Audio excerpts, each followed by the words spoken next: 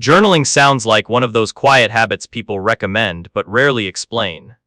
We think of it as a relaxing hobby, a way to get things off your chest. But when you look closer, especially through the lens of neuroscience, journaling turns out to be something far more powerful. It's not just writing down thoughts. It's teaching your brain how to think, how to regulate itself, and how to process life in a healthier way. Most people today wake up already overwhelmed.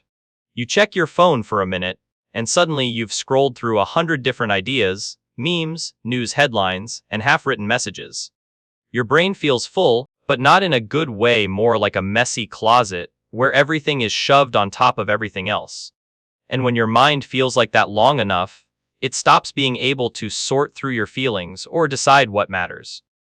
That's exactly the moment when journaling becomes a kind of mental reset. There's something almost grounding about picking up a pen and a blank piece of paper. You don't even need to know what you're going to write.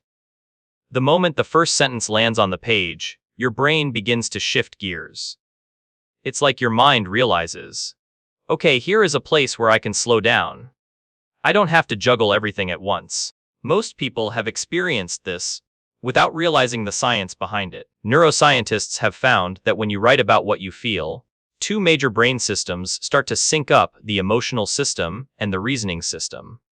Normally, when you're stressed or anxious, these areas behave like two people trying to talk over each other, one yelling, one trying to problem solve, neither listening. Writing gives them a common language. The act of translating a feeling into a sentence forces your rational mind to sit down next to your emotional mind. They begin to cooperate. That cooperation is what creates clarity. One of the most fascinating things researchers have observed is how the brain calms down when emotions are put into words. There's a well-known process called affect labeling, which is just a scientific way of saying naming your feelings reduces the intensity of them. If you write, "I feel anxious," the emotional centers of the brain become less reactive. You're not erasing the emotion, you're giving it shape. And once an emotion has shape, it becomes something you can work with instead of something that overwhelms you. There's also something uniquely powerful about handwriting. A 2023 study showed that writing by hand activates more regions of the brain connected to memory, comprehension, and emotion than typing ever could. And it makes sense. When you type, your fingers hit keys in the same repetitive motion. When you write by hand, your brain has to coordinate movement, form letters, and track the flow of your thoughts. The slower pace actually forces you to think more clearly. Many of us instinctively know this: notes written by hand always stick better. Based on decades of research, psychologists have identified 3 forms of journaling that create the biggest changes in our mental and emotional well-being. Each one strengthens a different part of the brain, and each one works for different emotional situations. 1. Expressive writing when your emotions feel heavy.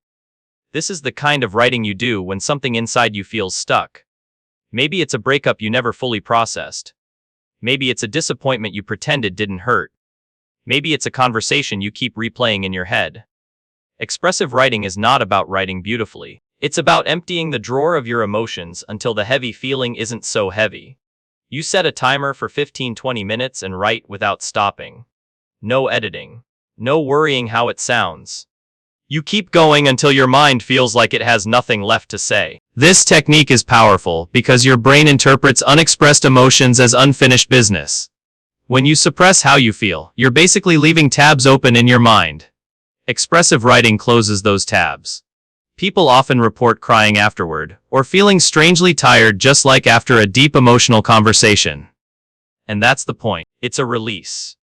In American culture, where people are often encouraged to stay strong or keep moving, expressive writing provides a rare space where you can be completely honest without worrying about judgment.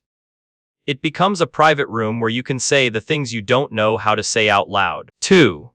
Gratitude journaling when life feels dull or emotionless. This one is simpler but extremely effective. Instead of writing about pain, you write about what's steady, comforting, or meaningful in your life. Not vague gratitude like "I'm grateful for my family." You go specific: "I'm grateful for the way my dad called me today just to check in. I'm grateful for the quiet coffee I drank before anyone else woke up. I'm grateful for the smell of rain on my walk home." These tiny moments retrain your attention.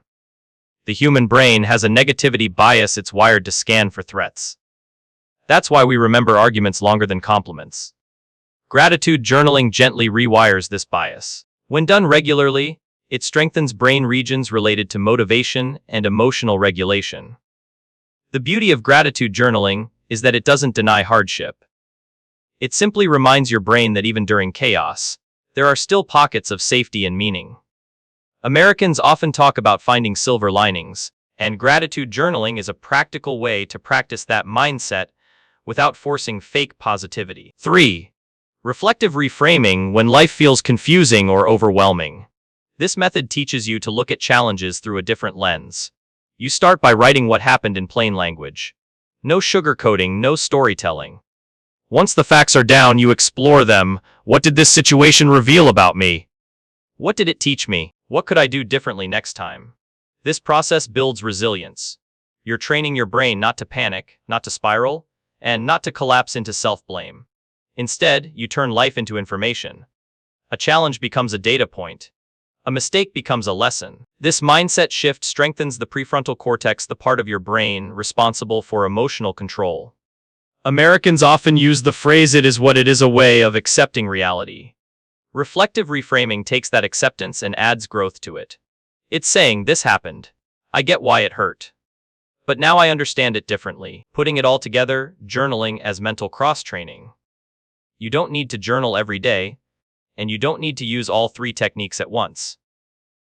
Think of these methods like different exercises for different emotional needs. When emotions feel heavy, right arrow expressive writing. When life feels flat or numb, right arrow gratitude journaling. When a situation feels confusing, right arrow reflective reframing. Over time, these practices strengthen different neural circuits: attention, emotional regulation, memory, and introspection.